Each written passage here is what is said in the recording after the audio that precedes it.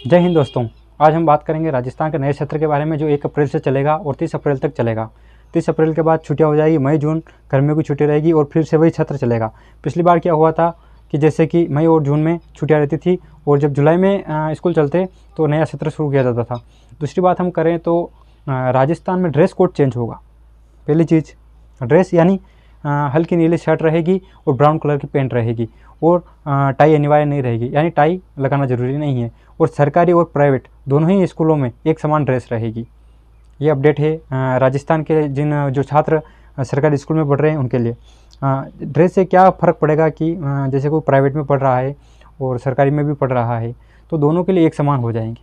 कोई भेद ही नहीं कर पाएगा, कोई पता ही नहीं कर पाएगा कि सरकारी स्कूल का बच्चा है या प्राइवेट स्कूल का बच्चा है। इसके अलावा अब नया सत्र जो चलेगा वह 1 अप्रैल से चलेगा और पूरे महीने यानी 1 अप्रैल पूरा महीना पढ़ाया जाएगा नया सत्र।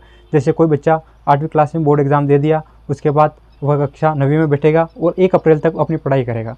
1 अप्रैल के बाद 2 महीने की छुट्टी मई और जून में रहेगी और फिर से जुलाई में वह 8वीं का बच्चा पढ़ेगा। जिससे फ़ायदा ये मिलेगा कि जो बच्चा 1 महीना ऑलरेडी पढ़ेगा, जैसे 9वीं क्लास, वो गर्मियों की छुट्टियों में ये कोचिंग कर सकेगा या कुछ भी कर सकेगा या सेल्फ स्टडी करेगा तो उसके लिए भी उसको फ़ायदा है। या अपना कोर्स वह अकेला ही सेल्फ स्टडी करके पूरा कर सकता है या जो उसको पढ़ाया है वो रिवीजन कर सकता है। तो कहीं ना कहीं इसका फ़ायदा मिलेगा। पहले CBSE स्कूलों में होता आया है, अब राजस्थान में भी ये पाठ्यक्रम लागू होगा। तीसरा अपडेट ये है कि राजस्थान में कक्षा 1 से कक्षा 5 तक इतिहास को बदला जाएगा और वीर योद्धाओं और जो वीर थे राजस्थान में जन्मे और उन्हें जो युद्ध लड़े और जो भी इतिहास में रहा है राजा महाराजाओं का जो भारतीय थे उनके इतिहास को पढ़ा जाएगा। पहले ऐसा नहीं था। पहले क्या था कि मुगलों के बारे में जो जानकारी हमें आवश्यक है ही नहीं वह जानकारी कक्षाओं में पढ़ाई जाती थी, लेकिन अब यह बदल कर नियम बदल दिया गया है। तो तीसरा अपडेट यही है कि राजस्थान कक्षा 1 से 5 तक जो भी कक्षाएं हैं प्राथमिक कक्षाओं में उनका इतिहास बदला जाएगा और बदलने के बाद उन्हें भारतीय इतिहास में जो राजस्थान के योद्धा है भारतीय इतिहास में उनके बारे में जानकारी प्रदान की जाएगी। तो बहुत ही अच्छा कदम है राजस्थान सरकार का। चौथा अपडेट यह है शिक्षा विभाग की तरफ से कि सरकारी स्कूलों में टीचर के लिए भी ड्रेस कोड लागू होगा, यानी टीचर के भी लिए एक प्रॉपर यूनिफॉर्म बनेगी जो पहनकर ही टीचर स्कूल आएंगे और बच्चे भी अपनी यूनिफॉर्म और टीचर भी अपनी यूनिफॉर्म में प्रस्तुत होंगे। पांचवा जो अपडेट है वह यह है कि बच्चों की उपस्थिति अब अभिभावक ऑनलाइन देख सकेंगे। शाला दर्पण पोर्टल पर कितने बच्चे आज प्रेजेंट थे और कौन कौन बच्चा एब्सेंट और प्रेजेंट था, यह जानकारी शाला दर्पण पोर्टल पर मिल जाएगी।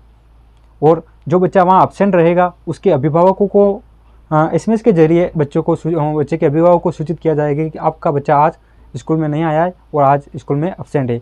तो कहीं घर से बच्चा निकलेगा और स्कूल ना पहुंचे, इसकी जानकारी भी सीधे अभिभावकों को मिल जाएगी। यह बहुत ही अच्छा कदम है राजस्थान सरकार का। साथ ही राजस्थान सरकार ने स्कूल के लिए छोटे मोटे ऐसे बदलाव भी किए हैं जो कहीं ना कहीं ज़रूरी थे। जैसे कि क्लासेस शुरू होने से पूर्व प्रार्थना सभा में राष्ट्रगान गाना अनिवार्य है। राष्ट्रगान का अनिवार्य करना बहुत ही अच्छा कदम है। इसके अलावा जब बच्चे स्कूल से छुट्टी होकर घर आएंगे उस समय भी राष्ट्रगीत एक बार किया जाएगा, उसके बाद सभी बच्चों को स्कूल से छोड़ा जाएगा। तो ये बहुत ही अच्छा कदम है राजस्थान सरकार द्वारा। छठी जो अपडेट है वह यह है कि कक्षा 9 और 11 में जो अर्धवार्षिक परीक्षाएं होंगी उसमें 70% सिलेबस परीक्षाओं में पूछा जाएगा। इसके अलावा अर्धवार्षिक परीक्षाओं में जो बोर्ड कक्षाएँ हैं जैसे 10वीं और 12वीं उनको अर्धवार्षिक परीक्षाओं में 100% यानी पूरा का पूरा कोर्स एक बार पूछा जाएगा, ताकि एक तरह से हम देख सकते हैं कि बोर्ड से पहले या प्री बोर्ड की तरह हम देख सकते हैं, ताकि बच्चों का बोर्ड देने से पहले ही एक तरह का बोर्ड एग्ज़ाम हो जाए और उससे बच्चे का यह आकलन हो सके कि बच्चा आने वाले समय में कैसा परफॉर्मेंस करेगा, कितने प्रतिशत तक जा सकता है, क्या कमी है, ये देख सकते। तो ये थी राजस्थान सरकार की कुछ अपडेट। जैसे जैसे नई अपडेट आएगी हम आपको बताते जाएंगे। और यदि आपको ये जानकारी अच्छी लगी हो और आने वाले समय में राजस्थान सरकार या शिक्षा मंत्रालय द्वारा या कोई भी सरकारी नौकरी से जुड़ी या वैकेंसी या फॉर्म कैसे भरे जाते हैं इनकी जानकारी आप चाहते तो हमारे YouTube channel Devendra learning adventure को आप सब्सक्राइब कर सकते हैं, जिससे आपको समय समय पर जानकारी मिलती रहे और सटीक जानकारी मिले। धन्यवाद। जय हिंद।